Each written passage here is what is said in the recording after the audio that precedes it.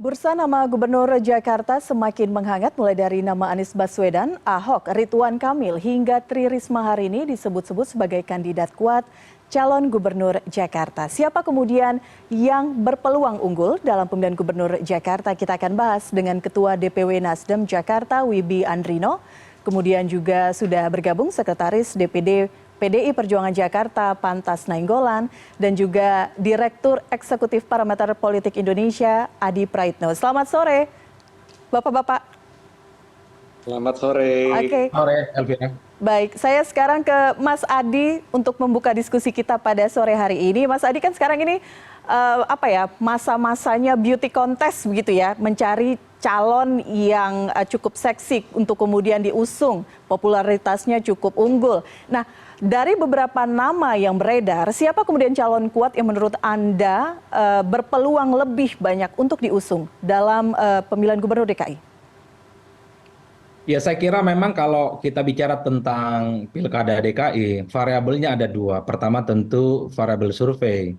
Saya kira semua partai politik itu punya survei internal yang saya kira dijadikan sebagai tabulasi untuk memotret sejauh mana kandidat yang mereka akan usung itu memiliki daya jangkau popularitas dan elektabilitas yang sangat mumpuni. Misalnya kalau kita melihat hasil-hasil survei yang belakangan kita survei Desember akhir 2023 kemarin misalnya, memang nama Anies itu paling tinggi, kemudian disusul oleh namanya Ridwan Kamil, kemudian di situ ada Ahok, ada Risma, dan seterusnya, dan seterusnya. Belakangan kan juga muncul, nama Mas Wibi muncul, nama Ahok muncul, kemudian nama Azwar Anas juga muncul, dan seterusnya. Saya kira adalah nama-nama yang saya kira muncul dalam survei ya, baik secara top of mind, ataupun mereka ini muncul sebagai sosok yang dinilai oleh publik memiliki popularitas dan elektabilitas rata-rata. Tapi Elvira, ada variabel yang kedua yang mestinya harus dilihat. Kadang punya nama besar saja tidak cukup kalau memang tidak punya dukungan partai. Inilah yang saya kira akan menentukan elit-elit partai ini apakah akan mengusung yang punya nama besar yang kemudian saya sebutkan tadi. Sebut saja misalnya Anies Baswedan. Namanya belakangan kan mulai dihidupkan kembali oleh Nasdem. Setelah PKS menyatakan Anies nggak mungkin diusung di Jakarta, karena Anies ini kan sudah levelnya nasional. Tapi rasa-rasanya ketika Nasdem mengusulkan nama Anies yang saya kira namanya cukup kuat, tentu bukan persoalan main-main. Ada semacam keseriusan di mana Anies coba untuk disonding kepada publik di Jakarta. Tentu Nasdem kan tidak main di satu keranjang, ada dua keranjang lain yang disediakan. Di situ ada Sahroni, ada Wibi yang juga dimunculkan. Tentu testing the water, semacam beauty contest istilahnya Mbak Elvira tadi. Begitupun dengan Ridwan Kamil. Ridwan Kamil saya kira mandatnya ada dua, untuk maju di Jawa Barat dan maju di Jakarta. Saya cukup memahami kenapa Golkar itu memunculkan Ridwan Kamil, karena sepanjang Pilkada Jakarta, Golkar ini kan nyaris tidak pernah mampu mengusulkan nama-nama besar ya, yang mampu kompetitif secara elektoral. Cuman kan problemnya kalau Ridwan Kamil maju di Jakarta, siapa yang kira-kira akan memainkan peran Ridwan Kamil atau menggantikan Ridwan Kamil di Jawa Barat? Karena kalau mau jujur sebenarnya Ridwan Kamil di Jawa Barat merem saja itu rasa-rasanya akan menang. Karena sampai hari ini untuk Jawa Barat Ridwan Kamil cukup kuat. Oke. Ini yang saya kira akan sangat tergantung bagaimana keputusan elit. Nah, pada level PDIP misalnya, saya kira memang ada surplus kader ya. Muncul nama Ahok, ada Risma dan Azwar Anas yang Surplus kader saya ya, kira jadi memang kader internal cukup kuat kalau PDI Perjuangan ya? cukup kuat, tergantung apakah PDIP nanti akan mengusulkan kader-kadernya internal sendiri atau memang mencoba untuk memunculkan nama-nama lain yang dikira akan mengantarkan kemenangan di Pilkada DKI Oke. Jakarta ini, yang saya kira memang ke depan akan terus akan kita saksikan. Tapi yang jelas nama-nama yang muncul ini tentu tidak lahir dalam ruang hampa, karena persaingan di internal partai itu juga cukup kuat. Di Golkar misalnya bukan hanya Ridwan Kamil, tapi di situ ada namanya Erwin Aksa, Oke. ponakannya Pak Yusuf Kala, muncul juga Ahmad Zaki Iskandar, Ketua DPD Jakarta, dan kemudian adalah mantan Bupati di Kabupaten Tangerang 2 periode. Jadi sangat dinamis dan Baik. semuanya akan tergantung bagaimana elit akan memutuskan nantinya. Oke, kita ke Pak Pantas. Pak Pantas, tadi disampaikan Mas Adi Pray, surplus kader gitu. Apakah memang ada beberapa nama yang adalah kader muncul ke publik, tapi saya juga sempat mendengar gitu. Ada nama Bu Sri Mulyani misalnya yang juga sudah ramai santer begitu. Nah, PDIP nanti apakah akan PD lebih memilih internal atau seperti apa kalkulasinya jelang pemilihan gubernur? Ya, terima kasih, Mas. Jadi PD Perjuangan ini adalah juga menjadi salah satu wadah kaderisasi kepemimpinan nasional maupun lokal. Dan dalam perjalanannya, PD Perjuangan berhasil melahirkan beberapa sosok nasional yang menjadi cikal bakal pemimpin-pemimpin daerah maupun pada waktunya uh, kepemimpinan nasional. Dari menyambut pilkada serentak bulan tahun 2004 ini, ya PD Perjuangan dari segi kader pasti tidak akan berkurang, tidak akan pernah berkurang kader. Kita siap mengajukan kandidat terbaik, tetapi PD Perjuangan juga membuka ruang sebesar-besarnya, seluas-luasnya kepada kader-kader yang bukan pada partai. Kita membuka ruang sebesar-besarnya karena kita menginginkan mencari kepemimpinan yang betul-betul mampu mengayomi, mampu mengusung harapan-harapan masyarakat ke depan. Termasuk juga dengan mengingat status Jakarta yang baru tidak lagi menyandang daerah khusus ibu kota, tetapi sudah menyandang daerah khusus Jakarta.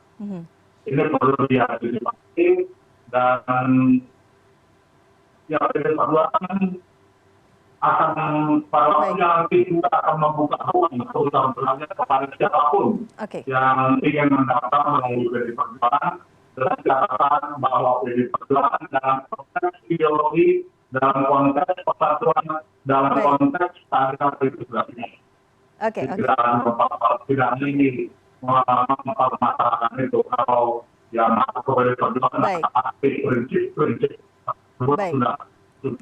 Oke. Itu untuk PDI Perjuangan. Saya sekarang ke Mas Widi. Nasdem gimana Mas Wibi? Apakah kemudian romantisme pencalonan pada saat Pilpres kemarin erat dengan Anies ini akan diulang di Pilkada atau memang nanti lebih fokus untuk memunculkan kader sendiri? Yang pertama saya mau kasih tahu ke Pak Pantas dulu, itu mic-nya kurang bagus Pak. Jadi Bapak tadi ngomong nggak kedengeran. Mungkin bisa diperbaiki, jangan sampai nanti hasil daripada Pilgub nanti juga seperti itu, nggak jelas gitu suaranya. Jadi untuk Partai Nasdem tentu kita masih sangat amat terbuka ya terkait dengan proses pemilihan gubernur di Jakarta. Kita memang mempunyai nama yang sangat amat sudah common knowledge lah, yaitu former our governor, yaitu Bapak Anies Rashid Baswedan. Tetapi itu kan kembali lagi kepada beliau. Apakah beliau mau kembali kepada Jakarta, mengabdi kepada Jakarta. Nah, Pak Surya sudah mengatakan bahwasanya untuk Pak Anies tentu ini prioritas, tapi akan dikaji lebih mendalam. Untuk saya highlight ya, hari ini, jadi dari Pak Surya sudah mengatakan untuk Pak Anies adalah skala prioritas. Pasti, karena rekam jejak beliau di Jakarta ya sangat amat mumpuni. Jadi tinggal masalah, baik untuk Jakarta. Tinggal masalah hanya Pak Anies mau atau tidak. Yes, of course.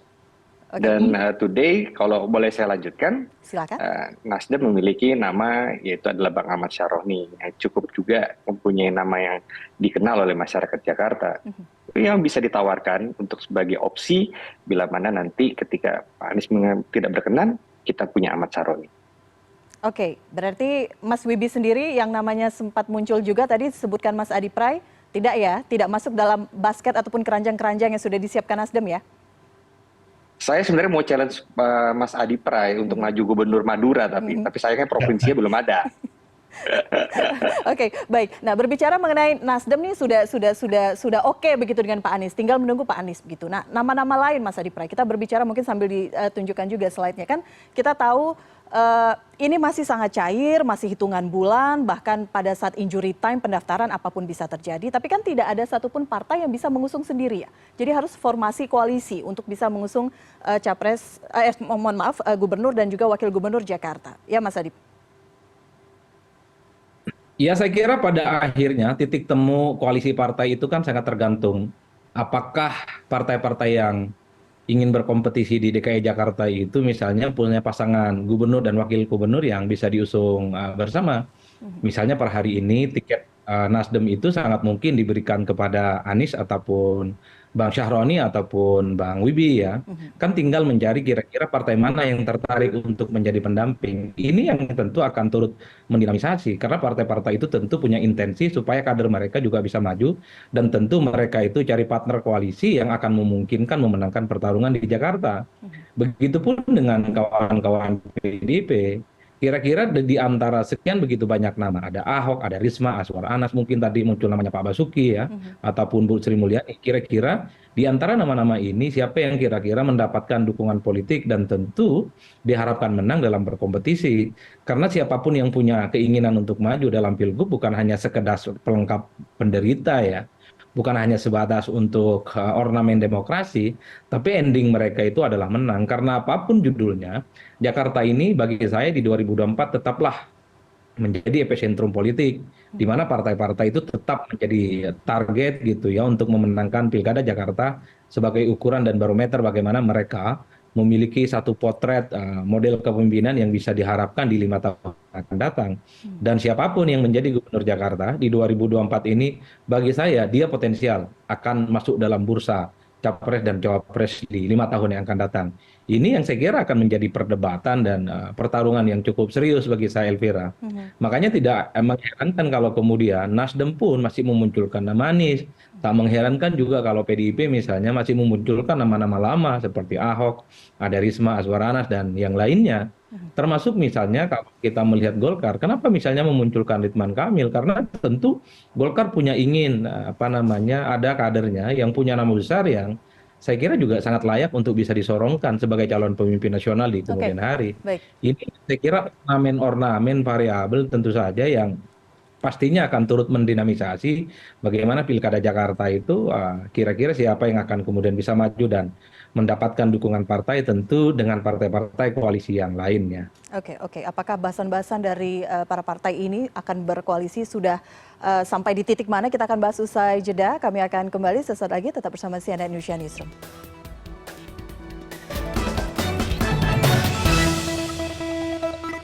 Baik, kami lanjutkan dialog sore hari ini. Kita masih membahas mengenai bursa calon gubernur di Pilkada Jakarta. Saya sapa Pak Pantas lagi. Pak Pantas, sekarang sudah lebih baik ya komunikasinya ya. Berbicara mengenai cek ombak atau beauty contest, banyak namanya begitu. Tapi kalau PDIP sendiri mencari sosok seperti apa yang untuk dijagokan dalam pemilihan gubernur Jakarta? Ya, sosok yang akan dijagokan saya yakini ya bahwa itu adalah sosok yang betul-betul sudah selaras dengan harapan-harapan yang dititipkan oleh PDI Perjuangan kepada calon-calon yang diusung. Yang kedua juga, siapapun yang diusung oleh PDI Perjuangan itu pasti akan ada kerjasama, ada gotong royong yang sangat kuat antara partai dengan paslon.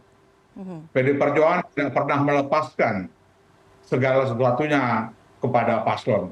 Kita selalu bergotong royong, bahu-membahu, bekerja sama, berjuang bersama untuk memenangkan kontestasi. Dari sisi pengalaman itu akan menjadi pertimbangan tidak? Misalnya Pak Ahok begitu kan berpengalaman di Jakarta. Oh ya, pasti yang kompetensi, kemampuan, pengalaman, dan komunikasi dengan masyarakat selama ini itu pasti akan menjadi pertimbangan. Dan mungkin juga nanti kita akan melakukan upaya-upaya dari katakanlah melalui lembaga-lembaga survei untuk melihat juga aspek elektoralnya di pilkada nanti. Oke. Yang terbaru siapa saja Pak? Kalau misalnya dari PDIP, nama-namanya? Yang dari dalam ya itu tadi sudah disebutkan. Kita punya bahkan ya kita punya juga yang namanya Pak Prasetyo Edi Marsudi kan itu. Yang sekarang menjadi ketua DPRD. Tetapi terhadap kader-kader yang dari luar yang selaras dengan ide dan cita-cita dari PDI Perjuangan, kita juga membuka ruang sebesar-besarnya nanti. Pasti kita akan dan seperti tadi sudah disampaikan, karena tidak ada satu partai pun yang bisa mengusung, maka kerjasama politik dengan semua partai yang ada di DKI Jakarta itu pasti akan kita lakukan. Dan sekarang ini kita punya komunikasi yang baik dengan semua partai, termasuk dengan Bung Wibi, termasuk juga dengan partai-partai lain. Kita selalu melakukan komunikasi-komunikasi politik yang kondusif, yang niatnya didorong oleh keinginan untuk memberikan yang terbaik kepada Jakarta di waktu-waktu yang. Oke, baik. Saya ke Mas Wibi. Kita lihat ya tadi ada informasi sebelum dialog diskusi ini PKB dan P3 sudah menyatakan akan bekerjasama dalam pilkada serentak ini. Kalau Nasdem sendiri di Jakarta, apakah sudah ada inceran partner partai koalisinya? Ya, sebenarnya kalau di Nasdem ya, di level sekjen DPP, kita ini di tingkat Jakarta ini diminta untuk berkumpul ketika kemarin itu ada koalisi perubahan ya. Baik. Jadi antara PKS dengan PKB kita rutin di tingkat provinsi Jakarta itu untuk kita saling bersilaturahim, berdialog bagaimana Jakarta ke depan. Dan pembicaraan ini memang sudah cukup jauh bahwa dalam kemarin forum sekjen itu ketika kita dihadirkan pimpinan-pimpinan Jakarta, bagaimana siapa nih yang kira-kira pantas untuk kita dukung. Dari PKB siapa? PKB mengatakan ada Bu Ida Mabuda. Terus dari PKS siapa? Ada Dr. Khairuddin di situ, Pak Khairuddin. Terus juga dari kalangan muda PKS juga sempat keluar nama Dr. Gamal bin Said dari Jawa Timur. Bahkan kami juga melihat ada teman-teman dari partai lain seperti dari Gerindra juga ada nama anak muda seperti Budi Jiwandono. Nah, itu juga yang menjadi perbincangan kita dalam diskusi-diskusi kita. Nah, itulah yang terjadi di kita di koalisi di tingkat Jakarta. Komunikasi sangat cair dan terbuka. Untuk Pak Pantas sendiri, kita Nasdem juga menunggu juga kapan nih kalau diajak ngopi dan silaturahmi. Kalau siapa nih calonnya PDI Perjuangan kan? Oke. Seperti itu. Oke, baik. Berarti, nah, sudah siap, udah jadi nih di layar CNN ngopi barengnya. Baik, untuk penutup, Mas. Apa yang kita lakukan ini kan ada penjaringan, ada penyaringan. Nah, ini sekarang ini Pak, waktunya masih tahap penjaringan dan setelah lewat proses penjaringan ini kita akan masuk ke tahap berikut, tahap penyaringan. Maka di situ mungkin kita baru akan bergerak lebih cepat lagi untuk bisa membangun kerjasama dengan partai-partai yang ada di DKI Jakarta. Oke, baik Pak Pantas. Saya ke Mas Adi. Mas Adi, ini kan tadi Pak Pantas sampaikan, ini masih penjaringan begitu ya, kemudian nanti penyaringan dan selanjutnya. Apakah ada peluang dalam pemilihan gubernur ini nanti pada saat detik-detik terakhir muncul nama baru yang sebelumnya tidak pernah disebut-sebut, tidak pernah didiskusikan, tapi kemudian maju menjadi calon? Sangat mungkin akan ada kejutan di DKI Jakarta ya. Kalau melihat kecenderungan rata-rata, kejutan-kejutan itu masih belum kelihatan hilalnya, Mbak Elvira ya. Cuman yang satu-satunya paling mungkin yang bisa memberikan kejutan itu adalah Gerindra. Karena apapun judulnya, Gerindra adalah partai politik yang memenangkan Pilpres di tahun ini. Sangat mungkin misalnya tiba-tiba Gerindra memunculkan nama baru yang selama ini tidak pernah diperbincangkan, tapi nama itu sudah dikenal sebenarnya oleh publik. Misalnya belakangan sudah mulai muncul ya namanya Mbak Saras misalnya yang dinilai punya potensi untuk maju dan akan diusung oleh Gerindra. Ataupun belakangan ada juga yang akan memunculkan misalnya nama ketum PSI Kaisang gitu untuk maju di Jakarta. Ini yang saya kira ke depan akan turut menjadi variabel yang tentu akan kita tunggu bersama. Tapi secara umum ya siapapun yang mau maju dan memenangkan pertarungan di DKI Jakarta tentu mereka sudah memiliki kalkulasi politik yang cukup matang. Dan pastinya yang diusung itu adalah mereka yang punya popularitas dan elektabilitas di atas rata-rata.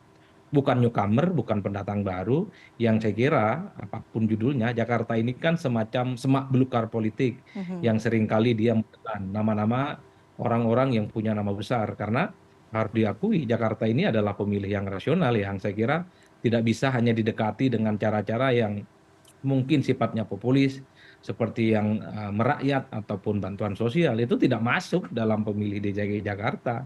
Oleh karena itu calon Jakarta ini harus perfect, dia punya kapasitas, dia punya kompetensi, dia punya kewibawaan, dia punya rekam jejak yang saya kira bisa dibanggakan. Tanpa itu semua siapapun yang akan bertanding, sulit bagi saya untuk memenangkan pertarungan. Baik, karena ini pertarungan sebenarnya, pertarungan Jakarta adalah pertarungan menuju pemilihan presiden 5 tahun selanjutnya. Terima kasih Mas Adi Prais sudah berbincang bersama kami, Mas Widi dan juga Mas Wibi dan Pak Pantas sudah berbincang bersama kami di CNN Indonesia Newsroom. Kita tunggu kejutan apa lagi nanti yang akan muncul. Selamat sore, salam sehat selalu.